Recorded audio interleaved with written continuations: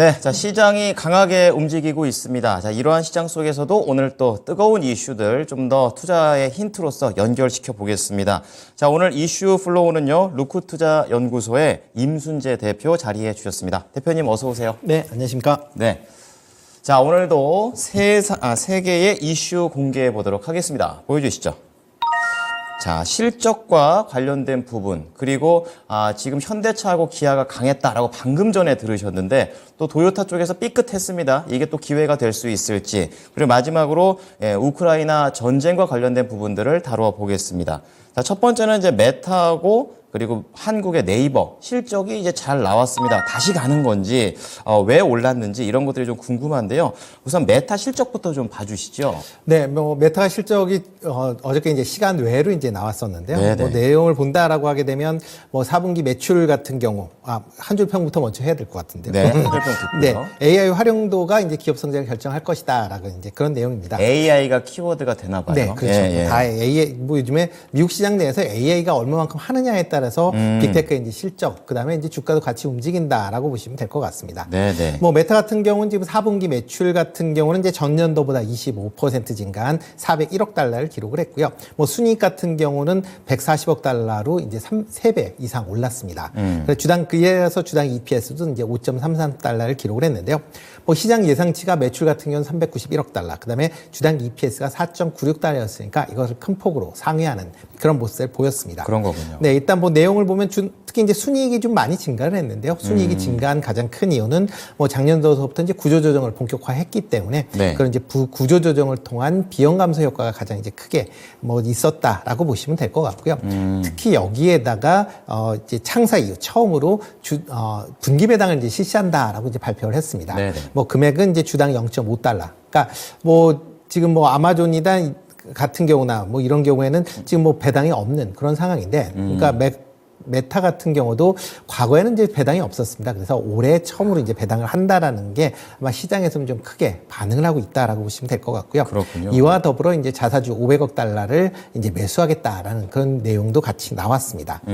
뭐 일단 가이던스는 조금 이제 4분기보다는 조금 줄어든 347억 달러에서 370억 달러 수준이기 때문에 일단 뭐 조금 줄긴 하지만 그래도 시장에서는 상당히 좀 긍정적으로 영향을 미쳤다라고 보시면 될 것 같고요. 네. 그러다 보니까 시간 외에서 거의 15% 가까운 상승세를 보일 만큼 좋은 흐름을 보였다라고 보시면 될 것 같습니다. 궁금한 거는 이제 메타 네. 실적이 구조조정을 통한 비용 감소다 이렇게 하기 때문에 네네. 뭔가 업황이 살아나거나 이런 것들은 아니어서 대표님이 보시기엔 조금 단기적인 이슈로도 좀 볼 수 있지 않을까, 어떻게 보십니까? 일단 뭐 단기적인 이슈일 수도 있겠지만 지금 예. 메타 같은 경우도 광고 수익 자체가 그렇게 줄지 않았다라는 겁니다. 그러니까 지금 이제 보면 구글 같은 경우에도 주가가 이제 급락을 했었던 이유는 네. 광고 매출에 대한 부분이 이제 감소를 했다라는 부분인데요. 이렇게 이제 광고 매출이 감소했었던 건 뭐 경기가 그만큼 안 좋다라는 것도 있고, 그쵸. 구글 같은 경우는 AI 이제 부분의 서치가 이제 계속 좀 증가를 하고 있습니다. 그러니까 AI가 AI 관련된 검색이 증가한다라고 하게 되면 상대적으로 기존에 갖고 있는 검색 광고의 매출이 줄어들 수밖에 없다라고 보여지고요. 네. 그거를 실증적으로 지금 구글이 보여줬다라고 보시면 되겠습니다. 네. 이에 비해서 이제 메타 같은 경우는 그런 이제 서로 이제 상호적인 이제 간섭 현상이 상대적으로 적기 때문에 이렇게 광고 매출이 크게 줄지 않았다라는 거고요. 그런 게 시장에서는 좋은 그런 이제 분위기를 좀 만들었다라고 보시면 될 것 같습니다. 예, 메타는 안 왔고 네이버 쪽에서는 또 어떤 부분이 괜찮았었나요? 네, 네이버 같은 경우도 지금 4분기 매출 같은 경우 11% 증가한 2조 5,370억을 기록을 했고요. 영업이익도 20% 증가한 4,055억을 기록을 했습니다. 예, 예. 뭐 작년 전체 매출 기준으로 봐도 매출 같은 경우 17.6%가 올랐고요. 영업이익 같은 경우는 1조 4,888억으로 14% 상승하는 그런 모습을 보였습니다. 잘했네요. 네, 특히 예. 이제 가장 지금 네이버에서 이제 주력으로 생각하는 게 물론 이제 검색 관련된 부분도 있지만 네. 커머스, 그다음에 콘텐츠 관련된 분야인데 이 부분에 가파른 성장세가 회사 전체 실적을 견인하고 있다라고 보시면 될 것 같습니다. 그렇군요. 특히 이제 올해 같은 경우는 이제 AI 관련된 이제 투자를 좀 더 집중화하면서 이런 이제 커머스나 콘텐츠 관련된 이제 핵심 역량을 좀 더 강화하겠다라는 그런 이제 얘기를 좀 했다라고 보시면 될 것 같고요. 네. 네이버 같은 경우도 일단 실적은 상당히 좋게 나왔습니다. 근데 다만 이제 좀 걱정이 되는 게 네. 구글과 같은 현상이 네이버에서도 발생할 가능성이 좀 있다라는 그런 우려가 구체적으로 있거든요. 어떤 겁니까? 이유가 뭐냐면 네. 그러니까 구글이 이제 실적이 조금 줄어든 게 검색 관련된 광고에 대한 그냥 실적이 좀 줄어들었습니다. 근데 검색 광고. 네이버 같은 경우도 검색 광고에 관련된 실적이 상당 부분을 차지하고 있는데 네네. 만약 AI가 좀 더 지금 더 확장이 된다라고 하게 되면 그쪽 관련된 매출이 조금 주춤거릴 수 있다라는 그런 우려가 좀 있을 수 있거든요. 그러니까 예. 아직은 뭐 그게 나타나지는 않았지만 네. 구글을 해서 나타나는 예를 보면 네이버 같은 경우도 그 부분이 좀 나타날 가능성은 있다라고 보여지고요. 알고는 있어야겠다 정도겠네요. 그렇죠. 예. 그러니까 다른 분야가 그 부분을 충분히 커버할 수 있는다라고 하게 되면 뭐 별 문제가 없는데 만약 그렇지 못한다라고 하게 되면 조금 실적 측면에서 우려가 조금 나올 가능성도 있다라고 생각을 하고 있습니다. 네, 자 메타하고 이제 네이버 실적을 좀 들어보셨는데 중요한 건 여기에서 키워드는 AI다라고 또 한 줄 평을 내주셨어요. 네, 여기를 좀 연결해 주신다면요? 네, AI과 성과가 어떻게 나올 것이냐가 이제 향후에 주가 흐름에 중요한 이제 분수령이 될 가능성은 있습니다. 그러니까 그렇군요. 이렇게 빅테크를 비롯한 뭐 플랫폼 관련된 기업들이 AI를 속속 지금 들여오고 있는 그런 상황입니다. 그런 네. 이제 서비스를 하고 있기 때문에 AI가 관련 얼마만큼 경쟁력을 갖고 있느냐가에 따라서 향후에 주가 흐름이 좀 달라질 수 있다라고 보시면 되는데요. 네. 대표적으로 이제 마이크로소프트 같은 경우는 지금 오픈 AI가 지금 빙이라는 그런 이제 검색에 같이 붙으면서 맞아요. 그 검색 관련된 서비스의 점유율이 점차 올라가고 있는 그런 모습을 보이고 있습니다. 뭐 구글 같은 경우도 지금 바드라는 그런 이제 검색을 지금 구글 검색에 같이 이제 붙여놓고 있는 상황인데 네. 상대적으로 빙에 비해서 조금 열세인 측면도 분명히 있는 그런 상황이고요. 네이버 같은 경우도 이 검색에 지금 하이퍼 X를 이제 붙임으로써 그런 AI를 통한 검색 부분이 좀 더 확대될 가능성은 충분히 있습니다. 그렇지만 뭐 네이버 자체가 글로벌적인 그런 이제 검색을 한다라기보다는 국내에서 검색을 한정적으로 한다라는 측면에서 보면 그런 부분이 향후에 어떤 식으로 이제 발전하고 매출로 발생할 수 있을지에 대한 부분을 좀 더 주목해 보셔야 될 걸로 그렇게 예상이 되고 있고요. 그렇기 때문에 뭐 지금 오늘 같은 경우에는 지금 관련된 네이버가 이제 실적이 좋아지면서 그쵸, 네. 온라인 광고에 대한 부분들이 관련주들이 좀 강한 그런 흐름색을 이어가고 있습니다. 근데 그 안에서도 AI를 어떻게 받아들이느냐에 따라서 종목 차별화될 가능성은 있다라는 점도 향후 이제 뭐 단기적인 이슈로 끝날지 아니면 중장기적인 이슈로 확대될지 그런 점을 같이 좀 주목해서 보셔야 되지 않을까 싶습니다. 네, 그러면 이제 그 종목들이 여러 가지가 있는데 뭐 큰 종목으로 접근해야 될지 아니면 좀 작은 종목으로 접근해야 될지 어떤 거 보고 계십니까? 일단 뭐 테마성으로 본다라고 하게 되면 뭐 다 작은 종목을 보시는 게 맞는데요. 그거보다는 이제 중장기적인 관점에서 본다라고 하게 되면 네. 네이버 여전히 좀 관심 있게 보셔야 되지 않을까 싶습니다. 뭐 작년 하반기서부터 지금 꾸준하게 상승세를 이어가고 있는 그런 상황이고요. 예. 뭐 올해에도 실적 개선세가 뭐 지금 뭐 주력인 이제 커머스나 아니면 컨텐츠 관련된 분야에 대한 부분이 있다라고 보시면 될 것 같고요. 그리고 또 네이버 웹툰에 대해서 이제 미국 상장에 대한 이슈도 여전히 남아 있는 상황이기 때문에 그런 점을 감안한다라고 하게 되면 네이버의 주가는 아직 또 추가적인 상승 여력은 있다라고 생각을 하고 있습니다. 네, 네이버 때문에 고생 많으셨던 분들은 이번 기회를 살려서 잘 나오셨으면 좋겠습니다. 자, 두 번째 이슈 넘어가 보겠습니다. 일본의 도요타입니다. 신뢰의 도요타, 일본의 날개 이런 별명들이 좀 붙어있는 제조업의 좀 대표적인 기업이 되겠는데 여기에서 좀 문제가 생기고 있고 여기에서 뭐 나쁘게 볼 건 아니면 투자자 입장에서는 또 기아하고 현대가 또 가고 있기 때문에 그렇죠. 참 기회가 타이밍이 참 좋구나 이런 생각도 하게 됩니다. 좀 얘기 좀 들어보겠습니다. 네, 뭐 한 줄 평을 말씀을 드리면 네. 현대차의 업황 개선세는 올해도 지속될 것이다. 라고 보시면 될 것 같습니다. 네, 들어볼게요. 네, 일단 뭐 도요타가 지금 뭐 글로벌 1위를 작년에 이제 기록을 했습니다. 전체적으로 판매 대수는 1,123만 대. 그러니까 뭐 현대차 그룹이 작년에 743만 대 정도를 팔았으니까 그거에 비해서는 거의 뭐 한 400만 대 이상 지금 많이 팔고 있는 그런 회사다라고 보시면 될 것 같고요. 2위인 이제 폭스바겐이 923만 대니까 폭스바겐하고도 이제 200만 대 정도의 격차를 보일 만큼 뭐 그 정도로 뭐 도요타가 거의 뭐 지금 발굴의 1등의 이제 위치를 점유하고 있다라고 보시면 되겠습니다. 네. 특히 이제 도요타가 가장 이제 주력하고 있는 게 이제 하이브리드 차량입니다. 맞아요, 예, 맞아요. 네, 뭐 더 하이브리드 하면 도요타. 맞아요. 네, 라는 이제 인식들이 강하기 때문에. 프리우스부터. 예. 네, 그렇죠. 예. 뭐 그러다 보니까 이제 그러니까 도요타 같은 경우는 전기차의 비중은 상당히 낮습니다. 뭐 작년에 1,120만 대 정도의 이제 자동차가 팔렸는데도 불구하고 전기차는 10만 대밖에 못 팔았습니다. 그러니까 거의 뭐 전기차는 안 팔았다라고 보는 게 맞고요. 네. 대신 이제 하이브리드 차량 같은 경우는 360만 대 가까이 이제 차량을 판매를 했다라고 보면 이걸 믿네요. 그만큼 네. 하이브리드의 초강점을 갖고 있는 그런 이제 기업체다라고 보시면 될 것 같고요. 네. 여기에 또 엔저까지 지금 뭐 바탕을 두고 있기 때문에 아마 작년 도요타 실적은 어마어마하게 좋을 것이다라는 게 이제 시장 기대치 것이다라고 보시면 되겠습니다. 네. 그러면 이런 이제 도요타가 최근에 이제 그 성능 부실, 그러니까 성능 위조에 대한 그런 이제 이슈가 좀 불거졌다라고 보시면 되는데요. 그렇죠. 네, 지금 뭐 대표적으로 지금 나온 게 도요타 작동직기라는 회사가 있습니다. 그러니까 이 회사는 도요타의 어떻게 보면 태생적인 이제 모회사다라고 보시면 되는데요. 이 도요타 작동직기 내에 있는 자동차 사업부가 분할을 해서 만든 회사가 예. 도요타입니다. 그러니까 도요타의 이제 어떻게 보면 이제 전신 같은. 그렇죠. 전신이다라기보다는 일단 그거의 모기업 이런 느낌 뭐 그렇다라고 의미가 보시면 될 있죠. 거고. 네, 그렇죠. 뭐 지금은 뭐 위치가 좀 바뀌긴 했지만 그만큼 이제 중요한 기업인데요. 이 회사에서 디젤 엔진 3종에 대한 성능을 조작을 했다라는 게 이제 나왔습니다. 특히 이제 ECU를 통해서 그러니까 테스트 때는 엔진 성능을 높였다가 네. 실제 출시할 때는 엔진 성능을 낮추는. 뭐 과거에 이제 폭스바겐이 이제 디젤 차의 그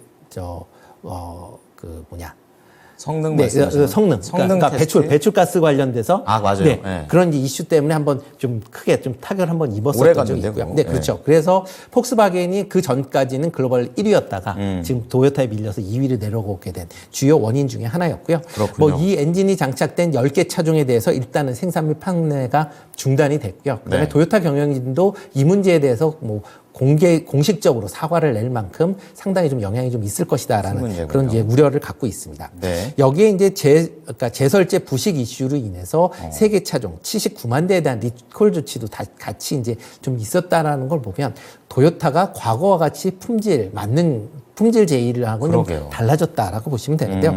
이런 이제 도요타의 품질 문제가 지금 뭐 이번이 처음이 아니고요. 지금 과거서부터 쭉 나와 있는 그런 상황입니다. 뭐 지금 화면에 잠깐 보시다시피 저런 2017년도서부터 계속 좀 거의 뭐 매년에 1년에 한 번씩 지금 문제가 터지고 있는 그런 상황입니다. 특히 그랬군요. 배출가스에 대한 부분, 그 다음에 아니면 뭐 그러니까 가장 많은 게 배출가스 조작에 관련된 부분이었고요. 그 다음에 이제 그 자회사인 이제 작년 같은 건 다이하스의 네. 이제 에어백 성능에 대한 부분, 그다음에 기타 뭐 시험 조작 등으로 해서 174건의 이제 부정 성능 조작이 있었다라고 이제 얘기가 나왔고요. 네. 이번에 이런 이제 또 성능에 관련된 이슈가 불거지면서 일단 지금 뭐 도요타의 판매가 지금 상당히 호조를 보이고 있는데 조금은 주춤을 거릴 가능성이 있다라고 생각을 하고 있습니다. 표를 가져와 주시니까 참 약간 고질적인 부분이구나. 좀 네. 이런 생각도 들고요. 이제 우리 투자자 입장에서는 그럼 현대차와 기아가 이 기회를 어떻게 살릴 수 있냐 이거거든요. 좀 들어볼게요. 네, 뭐 현대차 그룹 같은 경우는 지금 뭐 작년에 743만 대로 글로벌 판매 대수 3위. 그러니까 이제 글로벌 3위의 이제 기업체로 이제 발전을 했다라고 네. 보시면 될 것 같습니다. 뭐 여러 이제 세계 곳곳에서 지금 도요타와의 경쟁이 상당히 치열합니다. 물론 이제 400만 대라는 이제 격차가 있긴 하지만 네. 격차가 계속 좀 줄어들고 있는 그런 관점이다라고 보시면 될 것 같고요. 뭐 도요타가 그동안 품질에 대해서는 뭐 타의 추종을 불허한다라는 그런 이제 이미지가 있는데 네. 최근에 이런 문제로 인해서 그런 이미지에 상당히 타격을 입을 가능성은 있다. 그렇게 되면 그거에 대한 반사수혜가 좀 기대가 된다라고 보시면 될 것 같습니다. 특히 이제 하이브리드 차량에서는 뭐 도요타가 세계 최고다라고 얘기들을 많이 하고 있는데 세계 2위다라고 하는 건 현대차 그룹이다라고 보시면 되겠습니다. 네. 그러니까 그만큼 하이브리드 차량에 대해서 현대차 같은 경우도 상당한 강점을 갖고 있고요. 뭐 GM에서도 올해는 이제 하이브리드 차량을 만들겠다라고 할 만큼 하이브리드 차량이 올해 이런 자동차 판매에 중요한 화두가 될 가능성이 있습니다. 그렇다라고 하게 되면 현대차 입장에서 보면 이번 기회가 상당히 기술력을 자랑할 수 있는 좋은 기회로 이어질 수 있다라고 보여지고요. 네. 또 하나가 현대차 같은 경우는 이제 전기차에 대해서도 여전히 투자를 진행 중에 있는 그런 상황입니다. 적극적이죠. 도요타랑 다르게. 네, 그렇죠. 네. 뭐 도요타 같은 경우는 지금 뭐 전기차는 뭐 좀 뒷전에 좀 밀려 있는데 하이브리드고. 네, 하이브리드는 네. 우선이다라는 그런 생각이고요. 물론 그렇기 때문에 지금 도요타의 영업이익률이 뭐 전체 자동차 회사 중에 최고의 영업이익률을 기록하는 측면은 분명히 있습니다. 네. 그렇지만 현대 같은 경우는 전기차도 하고 하이브리드하고 둘 다를 이제 하고 있기 때문에 기아 같은 경우도 영업이익률이 11%가 넘을 만큼 뭐 업계 최고 수준의 영업이익률을 자랑을 하고 있다라고 보면 네. 아마 이러한 이제 하이브리드와 뿐만 아니라 전기차의 투자가 아마 올해의 실적도 개선이 될 것이다라고 예상이 되고 있고요. 특히 이제 올 상반기에 미국 조지아의 전기차 전용 공장이 완성이 될 예정입니다. 네. 그렇다라고 하게 되면 전기차의 판매량도 이제 증가할 것이다라고 예상이 되고 있고요. 어떻게 보면 지금 현대차 그룹의 이제 가장 조금 이제 아쉬웠었던 게 전기차 판매가 안 된다라는 그런 이제 선입관 때문에 지금 주가가 좀 저평가돼 있었던 부분이 그랬죠. 상당 부분 좀 해소될 가능성은 충분히 있다라고 보여집니다. 그리고 이제 요즘 같은 경우에 이제 저 PBR에 대한 이제 이슈가 좀 불거져 맞아요. 있는 네. 그런 상황입니다. 오늘도. 지금 현대차나 기아차 같은 경우 전부 다 저 PBR에 저 PER입니다. 네. 그러니까 PBR 기준으로 보면 지금 뭐 국내 업계 평균, 그러니까 KRX 300을 기준으로 한다라고 하게 되면 0.95배입니다. 1배도 안 돼요. 네, 1배도 안 됩니다. 네. 근데 뭐 정부에서 지금 PBR을 1배 이상으로 만들겠다라고 얘기를 하고 있는 상황이고요. 예. 그 기준으로 본다라고 하게 되면 뭐 현대차 같은 경우는 0.6배, 그다음에 기아차 같은 경우도 0.9배에 불과합니다. 그러니까 1배가 되기 위해서는 추가적인 상승세가 이제 있어야 되는 거고요. 또 하나가 이제 PER 관련된 부분입니다. PER 관련돼서도 지금 현대차 같은 경우는 지금 뭐 작년 이익이 원체 많이 났기 때문에 지금 PER이 뭐 3.5배 수준에 불과한 거고요. 뭐 기아차 같은 경우도 지금 4배 수준에 불과합니다. 그러니까 PER도 상당히 낮다라고 보시면 될 것 같고요.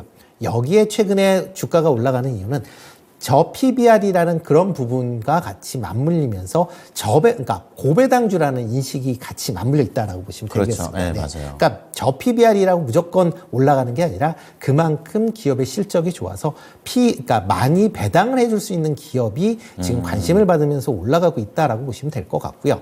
뭐 작년 12월, 그러니까 그러면 작년 배당이 12월 말로 끝난 것이냐라고 생각하시는 게 아니라 작년 배당은 아직 남아 있어, 기산일이 아직 남아 있습니다. 네. 그러니까 아마 3월 초 정도에 아마 기산일로 잘 될 걸로 예상이 되는데 지금 사셔도 작년 배당을 받으실 수 있다라는 거고요. 게다가 또 분기 배당하는 회사이기 때문에 3월 말 기준으로 다시 또 분기 배당 기산일이 잡히기 때문에 그런 네. 점을 감안한다라고 하게 되면 이런 현대차나 기아 같은 경우는 뭐 실적에 관련된 부분, 그 다음에 배당에 관련된 부분이 같이 맞물려서 지금 주가가 상승을 하고 있다라고 보시는 게 맞지 않을까 싶습니다. 진짜 완성차가 이런 적이 드문 것 같아요. 네, 그렇죠. 국내, 외 모두 다 좋은 네, 호재성 재료들에 재료만 계속 나오고 있는. 네, 거기에다 배당까지 자체적인 그런 메리트까지 부각되고 있는 그 상황인데요. 대표님이 보시기에 그럼 지금 관련된 자동차 종목들이 잘 가요. 물론 네. 현대차, 기아 중심으로 가고는 있지만 여기에서 좀 줄여본다면 어떤 종목들을 좀 볼까요? 일단 뭐 현대차 가장 관심 있게 좀 보시면 좋을 것 같고요. 그 외에 이제 부품 관련주들도 여전히 그렇죠. 관심 있게 보시면 좋을 것 같습니다. 네. 뭐 대형주로는 뭐 모비스, 뭐 그동안 상당히 좀 저평가돼 있기 때문에 그런 부분 관심 있게 보시면 좋을 것 같고요. 네. 그 외에 다른 부품 회사를 본다라고 하게 되면 오늘 뭐 지금 뭐 상당히 좀 강한 주가 상승을 보이고 있는 서현이와 날라갑니다. 지금. 네. 거의 상한가예요. 네, 그렇죠. 네. 그 외에 이제 화신 같은 경우도 같이 좀 관심 있게 좀 보시면 어떨까. 화신까지. 네, 보시면 어떨까 싶고요. 뭐 그 외에 뭐 일단 자동차 관련 부품주들은 전반적으로 올해도 실적이 뭐 작년에도 실적이 상당히 좋게 나올 거고요. 올해도 실적 성장세가 이어질 걸로 본다라고 하게 되면 그만큼 지금 상당히 뭐 자동차 업종 자체가 상당히 저평가되어 있기 때문에 네. 그런 점을 감안하면 여전히 관심 있게 보셔야 되지 않을까 싶습니다. 네. 자, 오늘은 자동차와 관련된 두 번째 이슈 좀 다뤄봤습니다. 마지막 이슈 들어가 보겠습니다. 공개하죠. 바로 유럽의 유크라 재건과 관련된 지원을 합의를 했다라는 그런 내용인데요. 대표님께서 한 줄 평해 주신다면요. 네, 일단 우크라이나 관련 쪽은 테마다. 테마다. 네, 테마다라고 보시면 될 것 같습니다. 꽤나 오랫동안 노출되어 있는 그런 재료이기도 한 것 네. 같아요. 좀 자세히 들어보겠습니다. 뭐 오랫동안 노출되어 있고 또 하나 과연 국내 기업이 얼마만큼 수혜가 있을지에 대한 부분이 좀 네. 퀘스천인 부분이다라고 보시면 되는데요. 그렇군요. 일단 지금 시장에서 주목을 받는 게 어저께 밤이었죠. 네. EU에서 이제 4년간 500억 유로 규모의 이제 우크라이나 지원이 이제 합의가 됐습니다. 뭐 하나로 보면 이제 72조 원 정도 되는데요. 일단 기존에는 이제 가장 걱정이 드는 게 헝가리의 과연 입장이 어떠냐. 헝가리 같은 경우는 친러시아 노선을 계속 뭐 지금 취하고 있습니다. 이게 아주 긴박했다고 그러더라고요. 네, 그렇죠. 네. 그렇기 때문에 이게 만약 합의를 이루어지려면 EU가 이제 27개 국가인데 27개 국가에 만장일치여야만 500억 유로에 대한 지원이 있어서 가능했었거든요. 조건이 까다롭습니다. 네, 그렇습니다. 네. 그런 와중에 이제 헝가리가 계속 지금 반대를 했었던 그런 상황이었는데 어저께 이제 뭐 여러 이제 회담을 통해서 네. 뭐 헝가리가 이제 합의를 하기로 동의를 했습니다. 뭐 헝가리 입장에서도 보면 EU에서 재정적으로 지원을 받는 게 상당히 많습니다.